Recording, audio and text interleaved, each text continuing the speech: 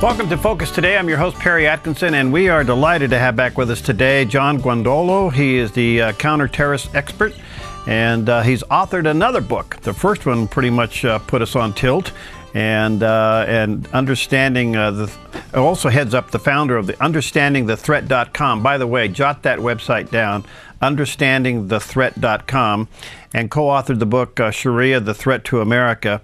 And today, his new book is Raising a Jihadi Generation. And I think you're going to find our time together with John to be pretty interesting. So stick around for the entire interview and share it with your friends. Hi, John. How you doing, my friend? I'm doing well. Thanks for having me. Yeah, good to see you back. Well, all right. First of all, how'd you come up with this title? Oh, that's interesting. It's actually a piece of a quote from the leader of the International Muslim Brotherhood about raising a jihadi generation, but it also fits because that's exactly what the Muslim Brotherhood is doing here in the United States. Now, you basically are talking about the Muslim Brotherhood movement within the United States. How big is the network now, John? Here in the United States, I mean, they have thousands of organizations. Just to give your listeners and viewers an idea, the very first Islamic organization in North America in the United States was the Muslim Students Association, which was created in 1963, and it was created by the Muslim Brotherhood. So the Muslim Brotherhood in America created the first Islamic organization here, and from that, they created all of the prominent organizations created really up through the 1980s. And so today, as an example, there are over 600 Muslim Student Association MSA chapters at nearly every major college campus and university campus in the United States. There are over 2,100 Islamic centers in the United States, which is a big number, and we know that a majority of those are controlled by the Muslim Brotherhood. So with just those two organizations, you've got over 1,600 entities across America, and that's just two, and yet they have hundreds of other organizations out there. So their impact is significant here in the United States. What's their primarily function? What are they doing? Just are they kind of like evangelizing, growing, or what's their deal? No, when they came to the United States in the 1950s and 60s, and the FBI in 2004, and we've chatted about this before, the FBI raided a home in 2004 in Annandale, Virginia, of a senior Hamas and Muslim Brotherhood leader in the United States, and they discovered the archives of the Muslim Brotherhood here. And much of that information was entered into evidence in the largest terrorism financing and Hamas trial ever successfully prosecuted here in the United States, something called the United States versus Holy Land Foundation, and that was adjudicated in 2008 in Dallas, Texas. Holy Land Foundation, at the time it was indicted, was the largest Islamic charity in America, and it turns out it was a Hamas entity. It was an organization set up by Hamas here in the United States. So these are significant data points about the movement and their influence here in the United States. Well, let's just dig a little deeper. What, for those who really don't understand the Muslim Brotherhood, what is their ideology and their structure? What are they all about? Well, so the Muslim Brotherhood's bylaws in English, which I have on my site, understandingthethreat.com, specifically states that it is an international Muslim body which seeks to establish Allah's law in the land, Sharia, Islamic law, across the entire globe. They seek to do it by all means necessary and by force of violence when they have to. But that is their entire purpose for existing. And they've set up now an entire network over the last 50 plus years in the United States, here in the U.S. and around the globe. They exist in over 100 countries now, where they have a formal structure. They have they have governing bodies, legislative bodies, and leaders in all the countries they exist in, including here in the United States. And everything they do is focused on their one objective, to establish Islamic law in the world. And whether we believe that they can do it or not, I would just put on the table that they have thousands of organizations here in the United States, extremely well organized and well funded. They have a strategic plan and an implementation manual that literally walks them down how to do it. They've been working on that and executing on that plan for over 20 years, and we see great strides here in the United States. The fact they have over 2,100 Islamic centers in America ought to be evidence of what they're doing. And this is not a religious movement. This is a revolutionary movement that seeks to overthrow our government. So First Amendment protections do not apply to someone whose stated objective is to overthrow your government. And we've seen them now overthrow governments across the Middle East, and they seek to do it elsewhere once they're done overthrowing the Islamic governments. All right, you said something there that's a key. You're saying it's not a religious movement, but yet they hide behind the religion in order to be accepted. And you and I know what all that means, but at what point do you think the American people will see that it is a revolutionary movement, it's not a religion? That's hard to imagine or hard to take a guess. If I mean, there's two pieces to this. What they're saying is very clear. They're literally in the middle of a revolution across the Middle East where they've overthrown Egypt, Libya. They're working on Syria, as you know. They have Turkey. They're going to have Jordan, and they're going to keep working on Saudi Arabia, and eventually they're going to turn their sights on Saudi Arabia. With all the violence and all the leaders saying we are doing this for this reason, after the Boston bombing, after the British soldier got his head chopped off in the streets of Woolwich, not far from London, England, and the guy stands in the camera with blood dripping off his hands saying we're doing this because it's a command from Allah to have the Sharia across the entire globe, and we still haven't got it. It's hard to imagine that something's going to happen where we are going to get it. That said, there is a starting, at least in my professional opinion, as I go across the country, at the state and local level, there is a growing understanding that we have a problem. But again, the analogy I would use is, you know, Perry, if somebody came up to you at 9 o'clock at night after you got some money out of an ATM and grabbed you by the scruff of your collar and said, I have a gun in my pocket, I'm going to pull it out and kill you, does it behoove you to assume he doesn't mean it? Or does it behoove you to assume he does and take appropriate actions? Wow. And that's the question that we face, is we have an enemy who's serious, who's dedicated, who's well-funded, well-organized, and is actually overthrowing countries around the world and causing great social turmoil in places like France, Germany, Italy, Spain, Britain, the Netherlands, Switzerland, Sweden, across Europe, in South America, in Asia, and certainly where tens of thousands are being killed in Central Africa, Eastern Africa, Northern Africa. I mean, at what point do we actually take this seriously? All right. What about the civil revolt within themselves, say Syria, and you know the mess that we almost got involved in with there.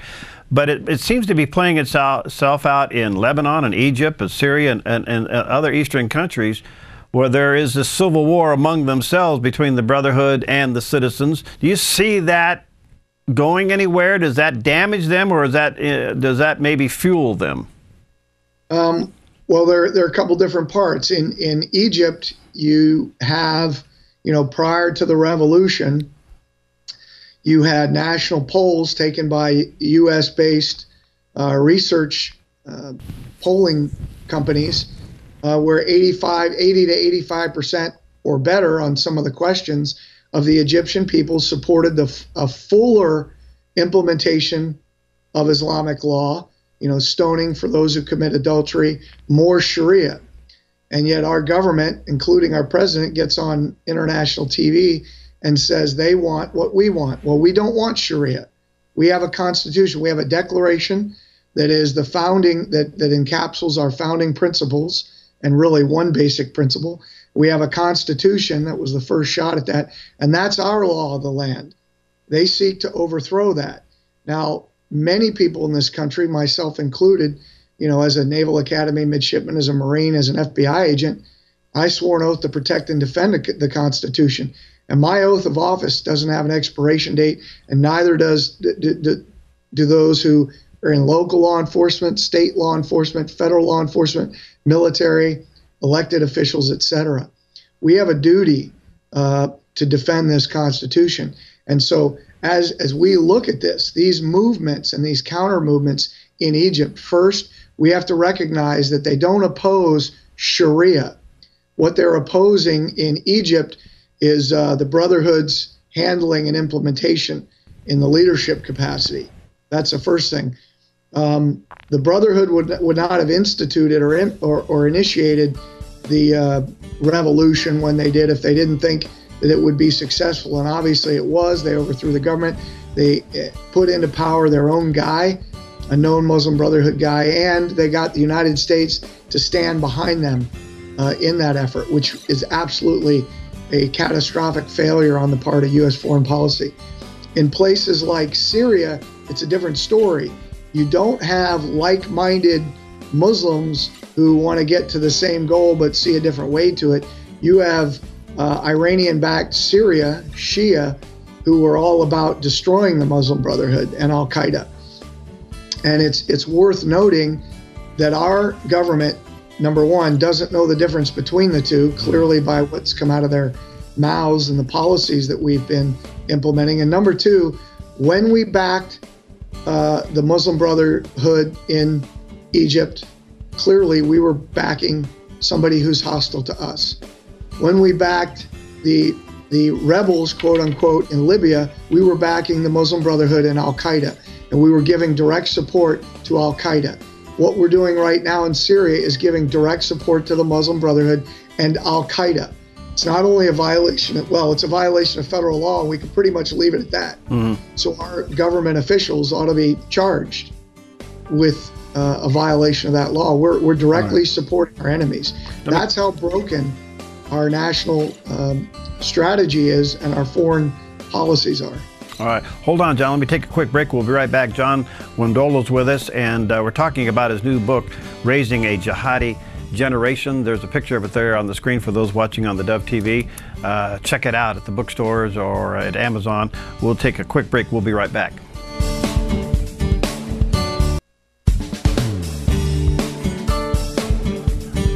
Okay, we're back, and our very special guest today, John Guandolo. He is the counter-terrorism expert and former FBI agent, and co-authored the book about Sharia, the threat to America, and his new book, Raising a Jihadi Generation. There's a picture of it there on the screen. I would encourage you to get a copy of this. Probably check it out at Barnes & Noble or online at Amazon, and check down his, jot down his website, understandingthethreat.com. Understandingthethreat.com. That's a tremendous resource. John, you certainly have alluded to the fact that the spread of the Muslim Brotherhood in America is just overwhelming. I think you said now up to 1,600 plus organizations. How far in the higher-ups of the government, and in particular this administration, are they seen? At the highest levels of our government, I can give you a couple quick examples. One is a past example, but it gives you a significant backdrop to what we're talking about. There was a gentleman named Abdurrahman al-Amoudi, and in the 1990s and early 2000s, he was the most prominent Islamic leader in America. He founded almost 24 of the largest Islamic organizations here, or was in a leadership position in those organizations. He served as an advisor to the President of the United States, President Clinton. He was brought in to the Bush campaign and was involved there. He was a goodwill ambassador for the State Department and actually participated in the Middle East peace process on behalf of the United States. He founded the Muslim chaplain program for the Department of Defense and had access to the White House and national security staff quite a bit. And in 2003, he was arrested in Heathrow Airport with $340,000 that he got from Muammar Gaddafi of Libya, and for the global jihad. He was extradited to Alexandria, Virginia, to the Eastern District, and pled guilty. And as it turned out, he was not only a Hamas and Muslim Brotherhood operative, he was a financier for Al-Qaeda. And so we have an Al-Qaeda guy founded the Muslim chaplain program for the Department of Defense, was the advisor to the President of the United States. That's the level of penetration. Now fast forward to today, the Islamic Society of North America, as proven in a court of law from evidence, is a funding mechanism for Hamas, is the largest Muslim Brotherhood entity here in North America, the Islamic Society of North America, or ISNA, ISNA, and their president, Mohammed Majid, attends White House functions, has been publicly lauded by the Deputy National Security Advisor to the President of the United States for being a great patriot, moderates panels at the CIA headquarters, has been given awards by the FBI, sits on the Department of Homeland Security's Advisory Committee. This is not letting the wolf in the hen house. This is giving the wolf access to whatever he wants. And this is where we are today. Those are just a couple examples of how bad it is, and there are many more, several of which I detail in the book. It appears that this administration is clearly Muslim Brotherhood friendly, if not to the point of promoting it. Can you comment on that? Well, I think, again, as I do my work, as you know, I brief members of Congress, four-star generals and admirals, governors, attorney generals, former directors of intelligence agencies. And what comes up most are questions about the current administration. Well, first of all, this has been a problem since the 90s, as I just mentioned with the example of Al-Amoudi being an advisor to President Clinton. That's the first piece. With regards to this administration, we have seen it get significantly worse. What we can look at are policies and what this administration is doing in terms of fighting this enemy. So on those two pieces, first of all, as far as going after the Muslim Brotherhood, this administration has shut down all training in the FBI, DHS, and in the military that has this discussion that you and I are having about the Muslim Brotherhood's movement, about Sharia, what it is. Now, I want your listeners and your viewers to understand the implications of this. Our enemy specifically says that they are jihadis, fighting jihad in the cause of Allah in order to impose Islamic law in the entire world. That's what bin Laden has said. That's what Al-Qaeda says. That is what the Muslim Brotherhood says. That's what many of these nation states, Islamic nations, say. And when we see martyrs getting ready to blow themselves up in these videos, that's what they say. And yet our military and our federal government has decided that even though they say that they're fighting to impose Sharia, and that is what they are doing, we don't need to know what Sharia actually is. We don't need to know who the Muslim Brotherhood is and how they operate with Al-Qaeda and other jihadi organizations. That's the first big part. So the understanding of the enemy, this administration has shut down. I used to teach at the Joint Forces Staff College, the Army War College. No more. Those programs have been shut down by the order of the chairman of the Joint Chiefs in the spring of 2012. Wow. So that's the first part. Then look at their policies. This administration is dwindling our naval, Army, and Marine Corps forces, dwindling our nuclear forces, our border security, dwindling our protection of our infrastructure. Our policies are pro-Hezbollah, pro-Iran, pro-Hamas, clearly not aggressively pursuing those entities to crush them like we should be doing. Pro-Muslim Brotherhood, as I mentioned earlier, we back the Muslim Brotherhood in Egypt. We back the Muslim Brotherhood in Al-Qaeda in Libya. We're backing the Muslim Brotherhood in Al-Qaeda against the Syrian government. All right, and most recently this year alone, the president has fired 9 generals. Is there any connection between those firings and the topic we have today? Well, of course. I mean, if you get men who are strong war fighters, this administration is not about that. And they haven't been about that. And I think that right there, I think General McChrystal is a great example. And there are certainly others. General Mattis, I guess technically you could say it was a forced resignation, not a firing. But those are warriors. And those are the kind of men that are being pushed out, the kind of men that are in leadership positions, or what the administration would like to see are weak men of little, character. Men like General Dempsey, the chairman of the Joint Chiefs, who's going to kowtow to an administration who's giving unconstitutional orders. All right, I'm going to run out of time here. Any connection between the Muslim Brotherhood and the Boston Marathon bombing? Absolutely. One of the things I would encourage, and this is one of the things I've been talking about recently, if you look in the last 10 years at jihadi attacks and attacks that were thwarted by the U.S. government, every one of them has got a tie to the Brotherhood. Boston Marathon bombing, Tsarnaev brothers attended the Islamic Society of Boston. It's a subsidiary of the Islamic Society of North America, Muslim Brotherhood. And oh, by the way, it was founded by Abdurrahman al-Amoudi, an al-Qaeda guy. And in testimony about 7 weeks ago in front of Congress, the FBI director, the outgoing FBI director, said he was not aware that Islamic Society of Boston was founded by an al-Qaeda guy. But we can go to several others. Fort Hood, Major Hassan attended the Dar al-Hijra Islamic Center in Falls Church, Virginia, Muslim Brotherhood. And the imam while he was there was Anwar al-Awlaki, the al-Qaeda leader in Yemen who we killed with a missile, who, oh, by the way, mentored 9/11 hijackers when he was at Muslim Brotherhood Islamic Centers in California, and then he came to Virginia.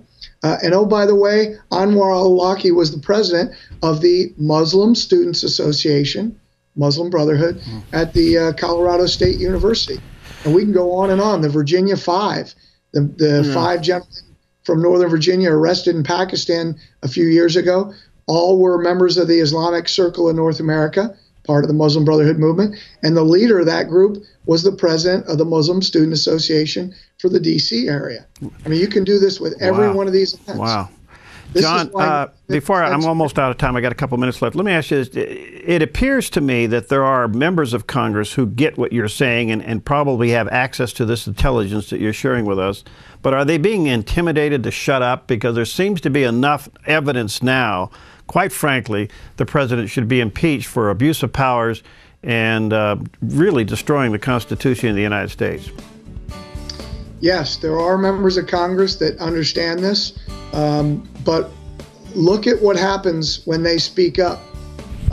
In the spring, summer of 2012, 5 members of Congress, including Congresswoman Bachmann, Congressman Gohmert, Trent Franks, and others, put forth letters to the inspector generals of the key entities inside the government, the Department of Defense, the intelligence, etc.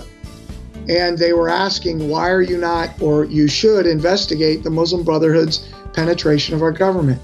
It was not the Democrat Party, it was not the media that attacked them. It was men like Marco Rubio, John Boehner, Eric Cantor, and Senator John McCain, who called these people bigots, haters, Islamophobes. That's where we are today.